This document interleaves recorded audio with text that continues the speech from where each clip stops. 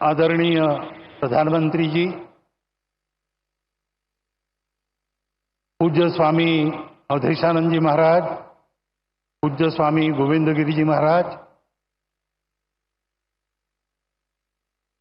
आदरणीय मुख्यमंत्री श्रीमान देवेंद्र जी, केंद्रीय मंत्री श्रीमान नितिन जी, माधव नेत्रालय के मंचस्थ कार्यकर्ता वृंद, उपस्थित सज्जन, माता भगिनी,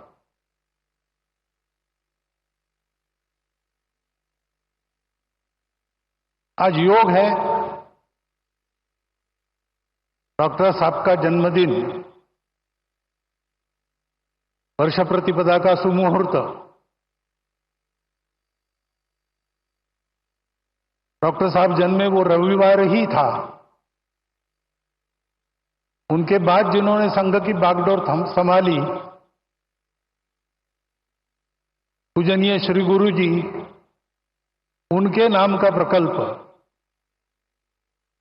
और प्रधानमंत्री जी का यहां पर उपस्थित होना, ये सारे शुभयोग यहां पर एकत्रित है।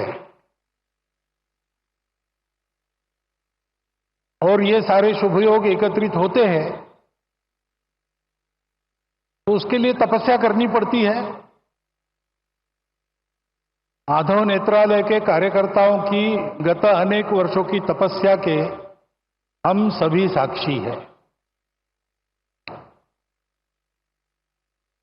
तपस्या से पुण्य अर्जित होता है, पुण्य से फल मिलता है, लेकिन वो फल अपने लिए न रखते हुए उसका विनियोग भी लोक कल्याण के लिए ही करना, इस वृत्ति से वो तपस्या आगे चलती है और ऐसी ही चल रही है। क्योंकि इसके पीछे जो प्रेरणा है वो प्रेरणा संघ विचार की प्रेरणा है। संघ विचार की प्रेरणा ने वो प्रेरणा स्वार्थ की प्रेरणा तो नहीं ही है, भय या प्रतिक्रिया की भी प्रेरणा नहीं है, न कोई मजबूरी है। शुद्ध सात्विक प्रेम, यही वह प्रेरणा है। अपना समाज है, अपने समाज में दृष्टिहीनों के उपचार सबके पास जाए, सबको मिले, ये एक समस्या बनी रहे, ये समाज को शोभा नहीं देता। ये समाज मेरा है, इसलिए मेरा जो भी सामर्थ्य है वो लेके मैं इस समस्या के लिए जो कुछ कर सकता हूं करूंगा, करते रहूंगा, प्रामाणिकता से, निस्वार्थ बुद्धि से, तन मन धन पूर्वक। सब क्षेत्रों में संघ के स्वयंसेवक जो कार्यरत है, इसी प्रेरणा से कार्यरत है।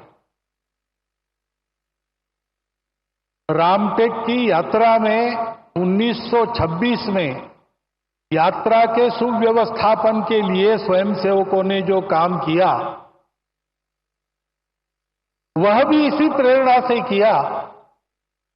और आज इतने सारे क्षेत्रों में सेवा चल रही है, छोटे बड़े प्रकल्प उपक्रम सब मिलाकर 1.5 लाख के ऊपर समाज के लिए काम चलते हैं स्वयंसेवकों के, इसी प्रेरणा से चले हैं।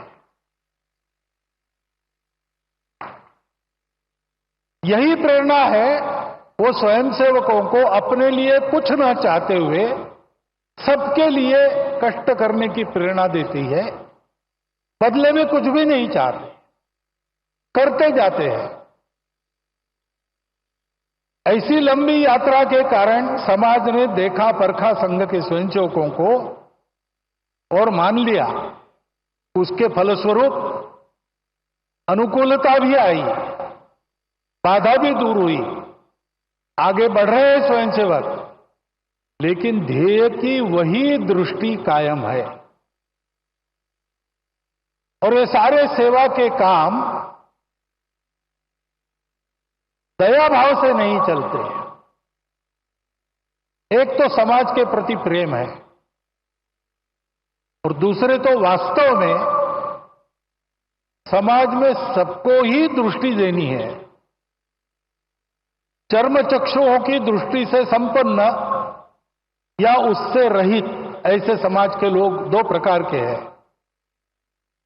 लेकिन सदा सर्वदा जीवन में जो दृष्टि आवश्यक होती है, जीवन में हमको जो कुछ मिला है परिस्थिति के रूप में, उस परिस्थिति का अधिकतम उत्कृष्ट उपयोग करते हुए अपने जीवन को सार्थक बनाना, अपने जीवन को निरामय बनाना, अपने जीवन को स्वस्थ बनाना, ये सारा करने के लिए जो जीवन की दृष्टि चाहिए वो जीवन की दृष्टि ही है। और उस जीवन के दृष्टि का सारा उसमें वर्णन है सेवा। एकांत में आत्मसाधना, लोकांत में परोपकार, ऐसा जीवन सूत्र हमारी परंपरा में है। संघ के संदर्भ में कहेंगे तो 1 घंटा शाखा में स्वयं का विकास और 23 घंटा उस विकास का उपयोग समाज के भलाई के लिए, यही वह दृष्टि है। और वह दृष्टि देने के लिए ये सारे काम चलते हैं। ये सारे काम इसी दृष्टि से चलते हैं, इसलिए उत्तम चलते हैं और ऐसे ही उत्तम चलते रहेंगे। अनुकूलता पाने के बाद भी, साधन संपन्नता होने के बाद भी करने वालों का भाव यही रहेगा, तब उस साधनों का उपयोग भी अच्छी तरह होकर समाज लाभान्वित होगा। केवल लाभान्वित नहीं होगा, समाज विश्व को लाभान्वित करने के लिए योग्य बनेगा और विश्व के जीवन में अपनी भूमिका को ठीक से अदा करेगा। इन सारे सेवा कार्यों से यही हो, इस इच्छा से स्वयंसेवक काम कर रहे। उसमें से एक यह माधव नेत्रालय का काम है। आज वर्ष प्रतिभागिता के दिन उनको सब प्रकार की शुभेच्छा मैं देता हूं, आपको भी देता हूं।